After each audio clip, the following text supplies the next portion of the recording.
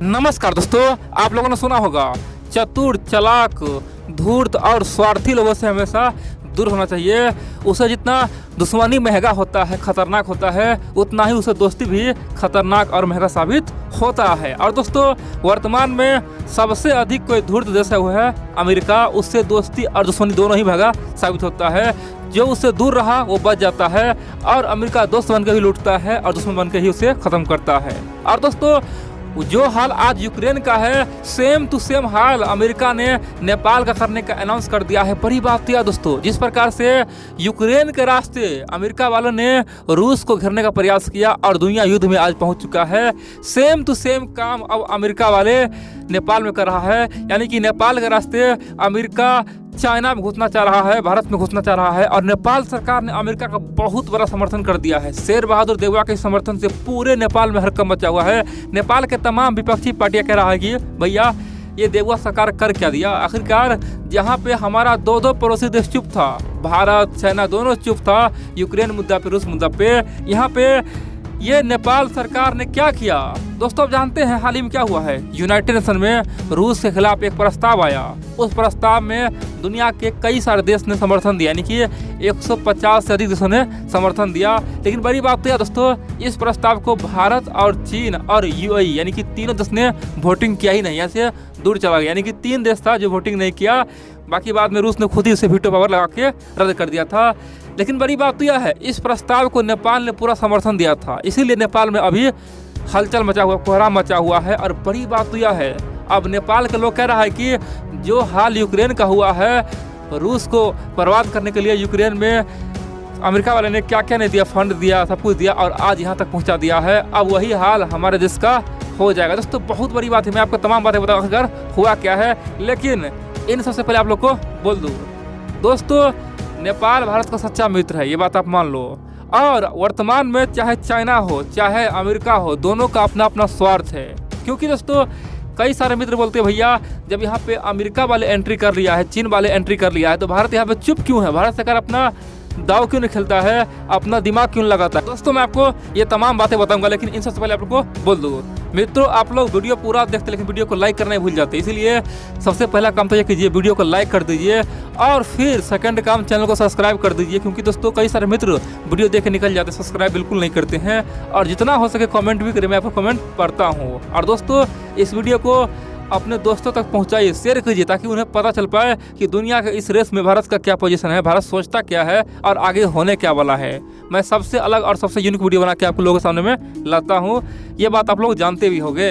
अब दोस्तों, हम जानते हैं आखिरकार नेपाल में क्यों भूचाल मचा हुआ है और यहाँ पे भारत क्यों मजबूर है।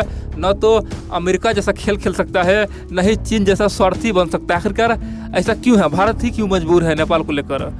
एक बात जान लो दोस्तों, ये अमेरिका हो या फिर चीन हो, उसका रिश्ता बेशक आज नेपाल से सही है, 10 साल मान लो, 20 साल में सही है, लेकिन भारत और नेपाल का रिश्ता आज से नहीं कई हजार वर्षों का है। इसलिए दोस्तों, जो आपका छाया है ना दोस्तों, आप छाया को क्या करेंगे। नेपाल तो भारत का छाया है, ठीक है। इसीलिए उस पर ना तो आप दबाव बना सकते हैं, ना ही उस पर कोई षड्यंत्र कर सकते हैं।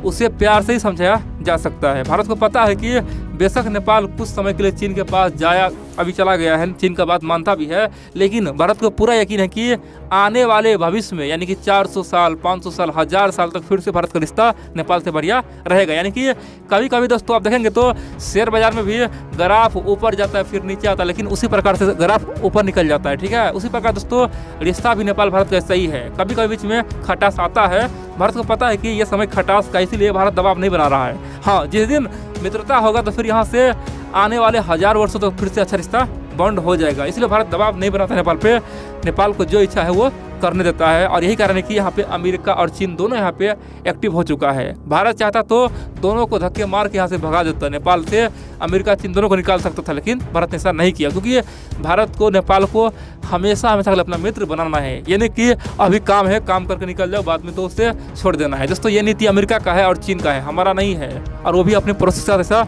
कर ही नहीं सकते हैं। चाहे नेपाल हमसे दुखी रहे, कोई इशू नहीं है, चाहे नेपाल चीन की बातों को माने, कोई इशू नहीं है, लेकिन नेपाल को भारत सरकार कभी धोखा दे ही नहीं सकता है। ये इतिहास गवाह है और भविष्य में भी ऐसा कभी नहीं होगा।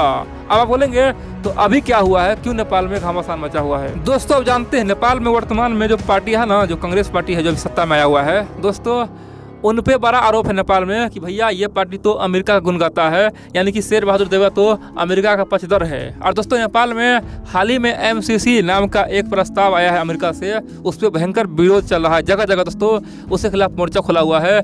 जनता से लेके विपक्षी पार्टियां सब एक हो चुका है, बोल दिया है कि हम प्राण दे देंगे लेकिन ये MCC पास नहीं होने देंगे, ये आत्मघाती है, नेपाल के लिए बहुत बड़ा नुकसानदायक होगा और नेपाल का हाल सरिया बन जाएगा। दोस्तों इस तरह की बातें कौन बोल रहा है? नेपाली लोग बोल रहा है। जी हाँ दोस्तों, ये सच्चाई है। और बड़ी बात तो यह है, नेपाल सरकार का तर्क है कि भैया ये जो MCC आया हुआ है ये तो हमारे आने से पहले आ चुका था, उस पर तो जो पुराना सरकार है वो काम कर चुका था, कम्युनिस्ट सरकार काम कर चुका था, तो मेरा क्या दोष है? और MCC नेपाल के लिए नुकसानदायक नहीं है। दोस्तों यहाँ तक तो ठीक था, लेकिन नेपाल में कुछ लोग है ना इस MCC से भारत को जोड़ रहा है कि भैया भारत चाहता है कि अमेरिका का MCC पास हो जाए, फिर भारत और अमेरिका मिलकर यहाँ पे खेल खेलेगा। दोस्तों यानी कि नेपाल में पत्ता भी ले ना तो भारत को यहाँ पे अब जानबूझ के इंक्लूड करता है, भारत को बदनाम करने का प्रयास किया जाता है। दोस्तों ये आपको मानना पड़ेगा। सच्चाई क्या है? सच्चाई यह है कि भारत चाहता है कि न तो नेपाल में अमेरिका एक्टिव रहे, न ही चीन एक्टिव रहे। और दोस्तों अमेरिका का जो MCC आया ना, उस समय दोस्तों नेपाल में कम्युनिस्ट सरकार था, और भारत सरकार का और कम्युनिस्ट सरकार दोस्तों रिश्ता कितना खराब था जानते हैं। KP ओली ने क्या क्या कर दिया था, भारत से दोस्तों संबंध एक तरह से तोड़ ही दिया था। इसीलिए नेपाल में जो भी हुआ है ना वो वहाँ के सरकार ने किया है, भारत के यहाँ पे कोई हाथ नहीं है। आप बोलेंगे भैया जब भारत का हाथ नहीं है तो भारत ने यहाँ पे रोक क्यों लगाया? कई सारे मित्र, नेपाली मित्र बोलते हैं भैया भारत तो यहाँ पे मौन समर्थन दे रहा था अमेरिका का, भारत अमेरिका मिला हुआ है, अगर भारत चाहता तो अमेरिका को यहाँ से धक्के मार के भगा सकता था, भारत चाहता तो अमेरिका को बोलता कि MCC यहाँ मत लाओ, लेकिन भारत तो मिला हुआ था। दोस्तों इस तरह का आरोप लगता है। चलो मैं बता रहा हूँ आखिरकार सच्चाई क्या है।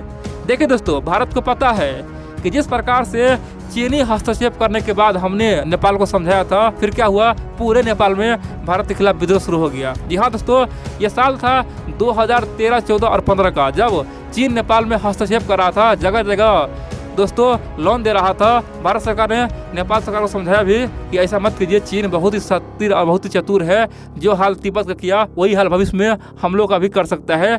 दोस्तों उस समय नेपाल सरकार ने ढिंढोरा पीट दिया। KP ओली सरकार था दोस्तों, उन्होंने कहा कि भैया देखो ये भारत हम पे दबाव बना रहा है, हम एक स्वतंत्र देश है, भारत हमें समझ क्या रखा है, आखिरकार खुद का डिसीजन हम ले सकते हैं ना, हमें किसी का बात सुनना नहीं है, हमारा इच्छा है, हम चाहे तो चीन से मित्रता करें, हम चाहे तो अमेरिका से मित्रता करें, भारत कौन होता है। और दोस्तों छोटी मोटी बातों को बहुत बड़े बड़े बना के नेपाल सरकार ने अपने लोगों को बताया कि देखो भारत हमारा दुश्मन है, भारत नहीं चाहता है कि नेपाल और चीन में मित्रता हो, अगर नेपाल चीन में मित्रता होगा तो नेपाल बहुत ही आगे हो जाएगा, नेपाल तो सिंगापुर बन जाएगा। दोस्तों इस तरह का सपना दिखाया गया और भारत का दुश्मन पूरे नेपाल को बना दिया गया।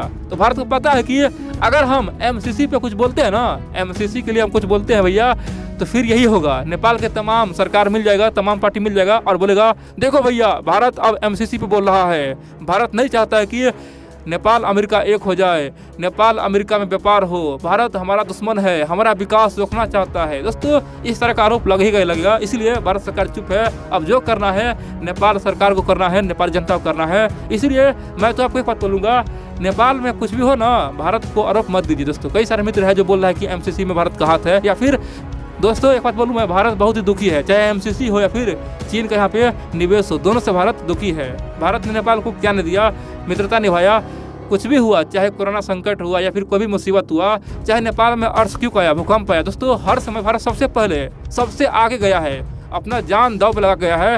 लेकिन दोस्तों बदले में केवल यहाँ पे बदनामी मिलती है, इसलिए भारत सरकार अभी चुप है। अब बोलेंगे तो भविष्य में नेपाल का क्या होने वाला है?